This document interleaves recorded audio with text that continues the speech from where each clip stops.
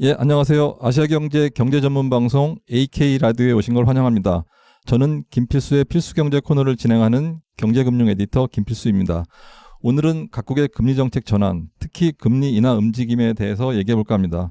그럼 먼저 함께 할 분들 소개하겠습니다. 정재영 경제금융부장, 조광욱 국제부장입니다. 두 분 어서 오세요.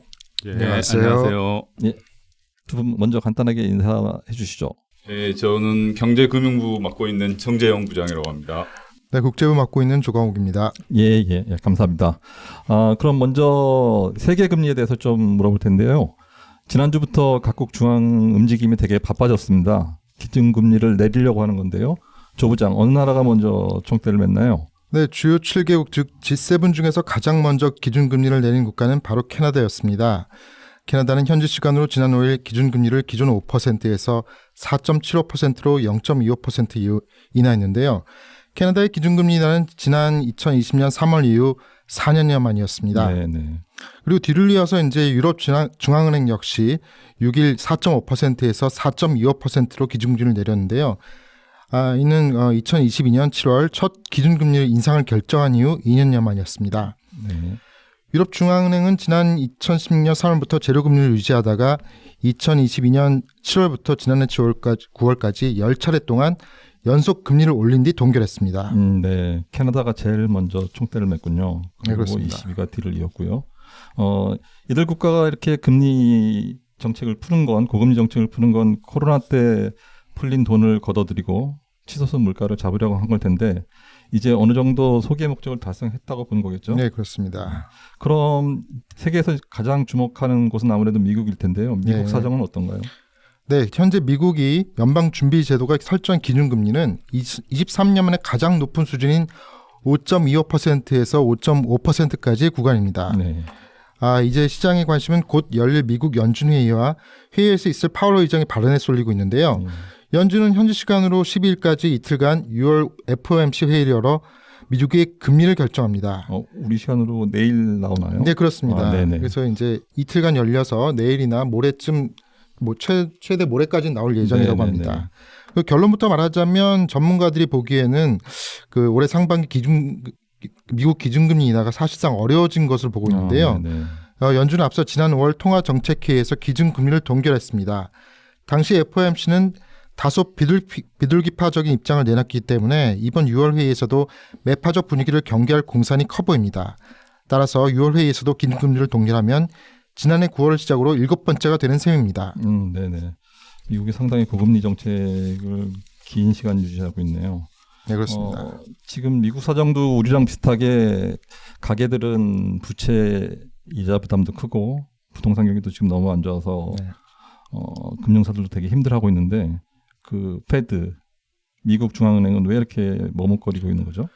네, 지난 주말 바로 발표된 그 미국 고용시장 상황이 FOMC 금리 인하 결정을 주저하게 만드는 요인으로 꼽히는데요. 네네. 그 지난달 그 고용 보고서를 보면 비농업 부문 신규 일자리가 27만 2천여 개 늘었습니다. 네. 이는 시장의 예상치 19만 개와 전월의 17만 5천 개를 크게 웃도는 수치입니다. 경기가 좀 많이 좋다는 얘기겠죠? 그렇죠. 예. 앞서 발표된 것도 일부 고용지표 둔화된 것으로 드러나면서 가장 광범위한 고용지표인 고용보고서 둔화될 것으로 예상이 됐었는데요. 네네. 하지만 이제 시장 예상과 달리 고용시장이 여전히 강력한 것으로 나타난 겁니다. 네네. 이에 따라 연준의 조기 금리 인상 가능성이 크게 줄었습니다. 네네.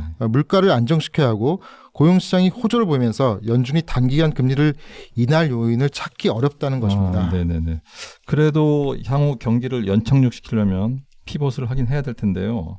하게 되면 예상 시기나 폭, 횟수 이런 것들은 어떻게 전망하고 있나요? 예, 현재 시장의 눈길은 9월로 향하고 있습니다. 네. 불과 올 초죠. 수개월 전까지만 해도 6월이나 7월 중 금리 인하를 점친 전문가들이 많았는데요. 네. 이 같은 가능성은 사실상 이미 낮아진 상황이고요. 많이 미뤄졌네요. 그렇죠. 한 2, 3개월은 계속 소비자들이나 개인들, 금융회사들은 좀 고통스럽겠네요. 그렇죠. 네. 만약에 9월 첫 금리 인하 된다면 네. 그 올해는 한 최소 1회나 2회밖에 네네. 되지 않을 가능성이 높습니다. 네네. 왜냐하면 그 FOMC 이후에 미국에서 소비자 물가 발표가 예정됐지만 개인 소비 지출 가격 지수를 더 중요하게 봅니다. 네. 그래서 9월 이나에 힘을 보태고 있는데요. 이러한 특성도요. 네. 그 개인 소비 지출 지수가 오는 9월 11일에 발표될 네. 예정이기 때문에 FOMC에서 금리 인하의 근거로 삼을 수 있다는 그 분석이 나오고 있습니다. 예. 또 이제 그 오는 11월 5일에 미국 대선이 열리는데요. 네네. 그 9월 그 FOMC 회의가 대선 전 마지막 열리는 회의라는 것도 네. 9월 가능성을 점치는 이유 중에 하나입니다. 예. 이에 따라 전문가들이 연준이 당초 제시한 3회 인하보다는 최대 2회까지 네. 적어도 뭐 1회 정도는 네. 이 인하 전망으로 선회할 가능성이 높다고 보고 있습니다. 예. 이 대선 변수는 표를 의식한다는 얘기죠? 네, 그렇습니다. 네네. 알겠습니다. 예. 뭐 다른 나라 얘기 들어봤지만 그래도 우리한테 가장 중요한 건 한은의 스탠스일 텐데요. 이번엔 한은 스탠스를 좀 알아보겠습니다. 예, 정부장. 우리나라도 가계이자 부담 지금 커지면서 금리 인하를 요구하는 목소리가 높은데 한은은 미국과 마찬가지로 아직 요지부동입니다. 이유가 있나요? 일단 그 물가가 여전히 높고 그 성장률도 잘 나오고 있기 때문인데요. 네네. 그 소비자 물가가 4월 2.9%에서 5월 2.7%로 내려왔지만 네. 여전히 좀 높은 수준입니다. 네네. 저기 지난달 이창용 한은 총재가 그 금통위 회의 끝나고 네. 그 브리핑 할 때 이제 얘기한 거는 네. 물가가 2.3 또는 2.4 정도로 그 내려와야 네네. 한다. 내려와야 음. 금리 인하를 할 수 네네. 있다라고 얘기했는데요. 네. 그러니까 한은의 물가 안정 목표가 2%인데 그 2%에 어느 정도 근접해야지 이제 금리를 내릴 수 있다 그런 네. 거고 또 1분기 우리나라 성장률이 좀 좋게 나왔잖아요. 네네. 그 전분기 대비 1.6%인데 이게 전 분기 대비로 1.6%고 연간으로 하면 보통 이제 4를 곱하게 되니까 네. 뭐 한 5% 정도 성장률이 5% 정도 나왔다는 거는 되게 이제 잘 나온 건데 예, 좋은 거죠. 예, 그렇기 때문에 이제 굳이 금리를 인하할 필요성이 없는 거죠. 금리 인하하는 거는 이제 좀 성장을 촉진하고 고용을 늘리고 뭐 그런 이유 때문에 투자를 늘리고 그런 네네. 이유 때문에 이제 금리를 인하하는 건데 성장이 이렇게 잘 나오고 물가는 여전히 높고 하니까 네. 아직까지 뭐 인하할 필요성이 없어 보이고요. 네네. 게다가 이제 미국이 아직 안 내렸잖아요. 그렇죠. 미국이 안 내렸는데 그 우리나라가 먼저 내리기는 좀 부담됩니다. 네네. 왜냐하면 그 한미 금리 차가 이제 미국이 5.5%고 기준금리가 네. 우리나라가 3.5%면 이제 금리 차이가 2% 포인트나 이미 나 있는데 네. 이 한미 금리 차 기준금리 차이가 이제 2% 포인트라는 건 엄청 좀 큰 거거든요. 역사적으로 봤을 때 보통 한 우리나라가 더 높은 경우가 훨씬 더 많았고 네. 좀 차이가 벌어져도 뭐 한 1% 포인트 그 정도였던 것 같은데 네. 아무튼 뭐 이렇게 금리 차이가 나는 상황에서 그 우리가 먼저 기준금리를 내리면 자본 유출 우려라고 해야 되나요? 그렇죠. 그러니까 고금리 쫓아가겠죠. 네, 미국 금리가 훨씬 높으니까 네네. 우리나라에 들어왔던 외국인 투자자들의 돈이 이제 미국으로 빠져나갈 네. 수도 있고 그러면 이제 환율 상승 요인이 됩니다. 그렇죠. 환율 상승하면 이제 우리나라에서는 환율이 좀 지나치게 높아지는 게 약간 위기의 신호처럼 인식되는 그렇죠. 그게 있어가지고 네네. 수입 물가도 오르면서 물가도 또 다시 자극할 수도 있으니까. 네, 부담이 그래서 되겠죠. 예. 미국보다 먼저 기준금리를 내리기는 어려울 것 같습니다. 네네. 한은도 약간 딜레마 상황이군요. 한쪽에서는 내려달라고 아우성이고. 네, 일단 뭐 기업들이나 가게나 이제 뭐 너무 고통스럽잖아요. 맞습니다. 금리가 예. 그 대출 받은 사람들은 이렇게 예.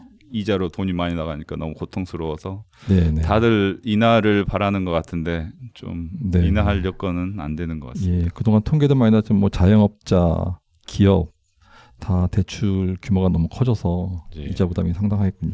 이창용 총재는 오늘이 하는 창립 기념일이었었나요? 네, 예. 오늘 아침에도 지금 정부장이 말한 거랑 거의 똑같은 톤으로 다시 한번 말을 한 것 같습니다. 네, 네. 어설프게 내렸다가는 뭐 물가도 못 잡고 네, 그렇게 네. 된다는 식으로 이제 예, 얘기를 한 것 같습니다. 알겠습니다.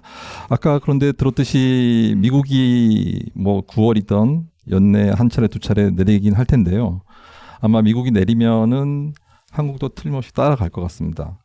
피벗을 할 텐데 한은의 예상 시기나 금리 인하 예상 시기나 폭 횟수 등은 어떻게 전망하고 있나요? 네, 그 아까 이제 조광욱 부장이 얘기했던 네. 것처럼 미국은 이제 올해 초까지만 해도 세 차례, 그러니까 0.75% 포인트 인하를 예상했는데 네. 지금은 이제 한 번 또는 두 번에 그칠 것이라고 보는 시각이 네. 우세하고요. 네. 게다가 아예 올해 연말까지는 그 없을 수도 인하가 없을 수도 있다는 네네네. 얘기가 있습니다. 네. 그러니까 이게 6월 10일 기준으로 월스트리트 저널이 집계한 이제 그 각 금융기관들이 이제 네네. 전망한 네. 정책 금리 인하 시점 뭐 이런 건데 그 금융기관 뭐 BOA 뭐 바클레이스 등 시티 등 해가지고 네네. 한 20개 그 금융기관들이 이제 전망한 건데 여기 보면 그 세 차례 75bp 인하한다는 쪽은 시티그룹하고 모건 스탠리밖에 없고요. 네네. 두 차례 50bp 인하한다는 쪽은 골드만삭스하고 노무라 그다음에 UBS 웰스파고 해가지고 한 5-6군데 네네. 그리고 한 차례 0.25% 포인트는 BOA 바클레이스 등 해가지고 한 7-8개 되고요. 네네. 아예 그 인하가 없을 거라는 쪽은 세 군데인데 그 소시에테 제너럴하고 미즈오 그룹하고 제퍼리 이 세 군데는 아예 그 인하가 없을 거라고 했거든요. 예. 네네. 그래서 이제 보통 이제 한 번, 두 번 미국이 내린다고 보면 그 우리나라 같은 경우는 당초에는 미국이 3번 내리면 우리나라는 2번 정도 0.5%포인트 인하로 예상했었는데 네네. 올해 초까지요. 네. 근데 이제 지금은 미국이 한 번 또는 2번에 그칠 것이라고 보고 네. 그렇다면 우리나라는 한 번 정도 인하할 여력이 있지 않겠나 예. 예. 그렇게 보고 있습니다. 한 번 내려면 폭은 0.25나 0.25 당연히 되겠죠? 보통은 0.25씩 하니까요. 네네네. 그래서 3.5에서 3.25%로 네. 한 번 한다면 그렇게 예, 내릴 예, 예. 것으로 보입니다. 예. 최근 뭐 미국도 그렇고 한국도 그렇고 중앙은행의 본연의 임무가 물가 안정이니까 이제 타깃을 옮긴다고 하잖아요. 다 네. 지금 2%를 목표로 잡고 있는데 네, 이걸 올려야 된다. 요전에 제가 알기로는 정부장도 칼럼을 썼던 걸로 알고 있는데요. 네 저도 3%로 3%로 물가 네네. 목표를 올려야 된다고 썼는데 예. 뭐 그렇게 갈 수도 있을 것 같기도 하고요. 미국 같은 경우는 지금 경제학자들이 그렇게 물가 안정 목표를 높여야 된다는 네네. 의견들을 내는 학자들이 좀 있는 것 같더라고요. 예. 그래서 그 현재 2%인데 물가 목표를 뭐 4%로 올려야 된다는 얘기도 있고, 네.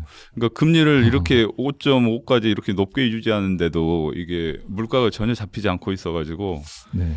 이게 그 미국도 좀 딜레마인 것 같습니다. 맞습니다.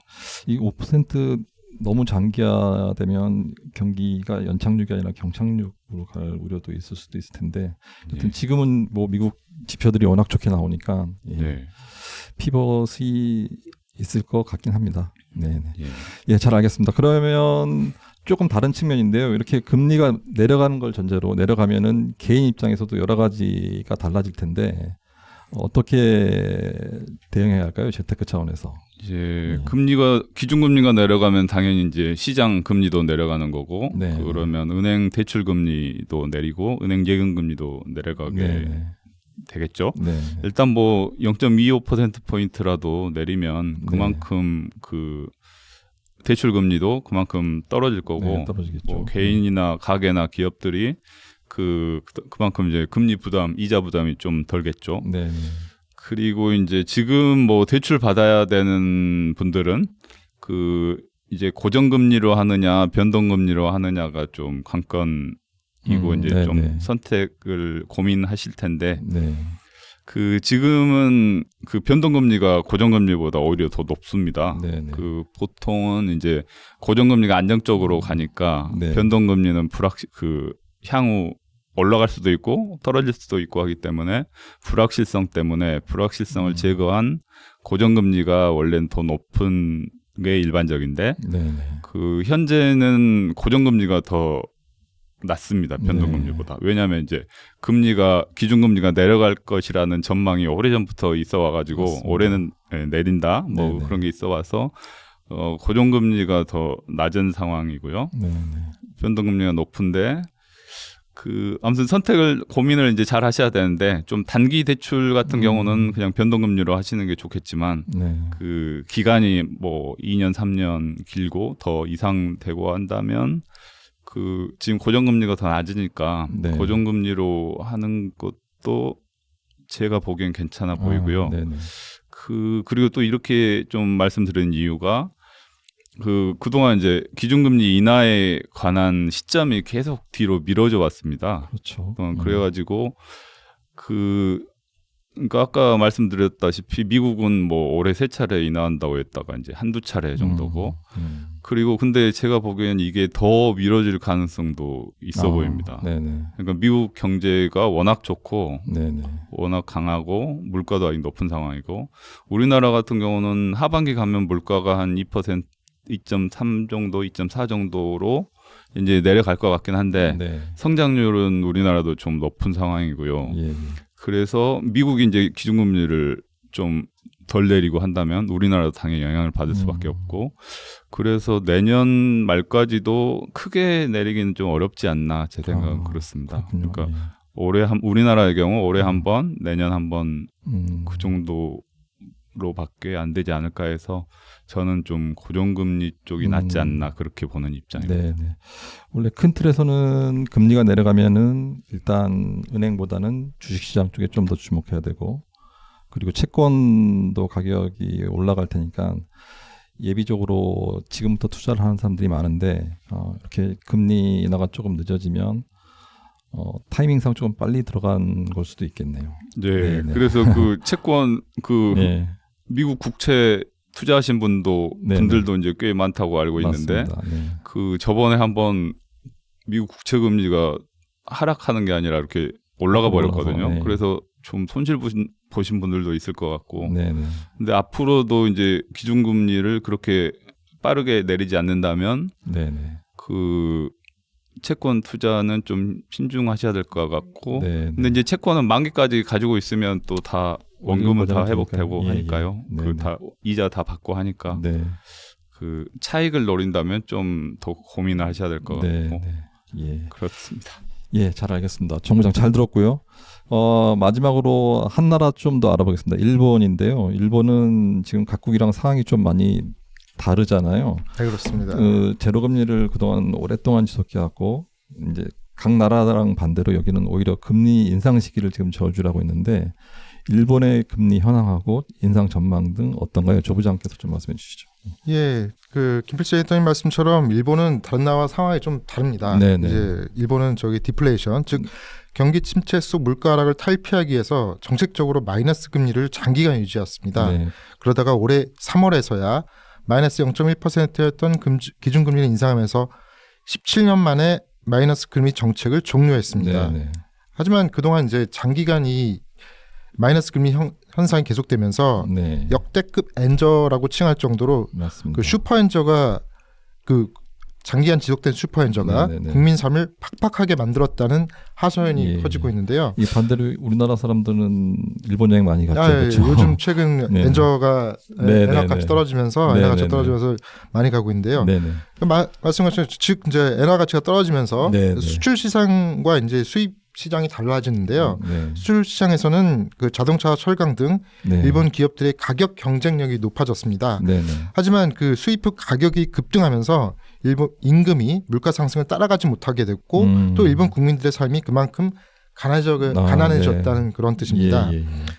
그래서 이제 일본 내에서는 새로운 또 신조어도 등장하는데요. 어떤 건가요? 야스이 니폰이라는 표현입니다. 이제 원래 이제 그 뜻은 싸구려 일본이라는 뜻인데요. 네네. 아까 이제 김필수 대통령이 말씀하신 것처럼 슈퍼엔저의 외국인 관광객들에게 네네. 우리나라 관광객들이 많이 가는 것처럼요. 네네. 일본이 싼 맛에 가는 국가가 된 상황을 네. 자조하는 표현이라고 지금 그렇게 생긴 표현입니다. 네네네. 이게 그런 상황에서도 이런 자국 내 일본 네네. 내에서의 국민들의 불만이 높아지고 있는데요. 네네. 한데 이제 이번 주에도 이제 일본 은행이 금융 정책 결정 회의를 여는데요. 우리의 분통이랑 비슷한 거죠. 그렇죠. 예. 지금 아까 이제 미국의 정책금융 네네. 결정회의랑 똑같은 네네. FOMC랑 같은 거고요. 네네네. 근데 여기서도 일본에서도 이번 주에 열리는데 네. 기준금리를 인상하지 않을 것이라는 그런 전망이 우세하다고 합니다. 네네네. 그러니까 물가 임금이라는 계속 이제 저율질을 하고 있는데 물가 임금 상승을 보고 있는데 이 경제 선순환 여부를 확인하기 위해서는 이번 회의에서 금리 인상을 한 번 더 미룰 가능성이 크다는 것입니다. 네. 다만 그 경제기관 중에 한 곳인 IB 중에 한 곳인 노무라증권은 네네. 임금 상승 압력이 높아지고 구조적으로 이 노동임금 감소에 대비하기에는 설비 투자가 늘어나면서 네. 빠르면 7월이나 네. 10월에는 정책 금리를 인상할 것이라는 전망이 나오고 있습니다. 예, 그렇군요.